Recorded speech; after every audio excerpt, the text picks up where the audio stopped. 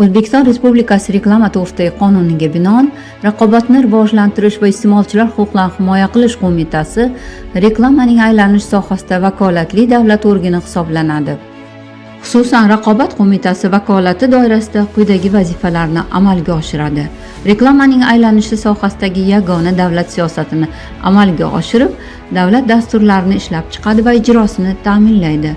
Qonunchilikka rioya etilishini ta'minlash maqsadida qonun buzilish holatlarini aniqlab, ularga choralar ko'radi. Davlat xo'jalik boshqaruvi va mahalliy hokimiyat organlari faoliyatini muvofiqlashtiradi. Reklamani tartibga soluvchi huquqiy hujjatlarni tayyorlashda ishtirok etadi. Moliyaviy sanksiyalar qo'llash to'g'risida qarorlar qabul qiladi. Shuningdek, reklama to'g'risidagi qonunga ko'ra Qoraqalpog'iston Respublikasi Vazirlar Kengashining viloyatlar va Toshkent shahar hokimliklarining reklamaning aylanish sohasidagi vakolatlari quyidagilardan iborat.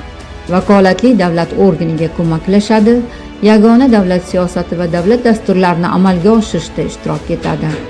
Reklama obyektlarini o'rnatish uchun yer, bino va inshootlar ro'yxatini shakllantiradi. Davlat mulkidagi obyektlarga reklama o'rnatish huquqi uchun ochiq elektron auksionlar asosida tanlovlar o'tkazadi. Reklama subyektlariga zarur hujjat va materiallarni taqdim etish to'g'risida so'rovini yuboradi.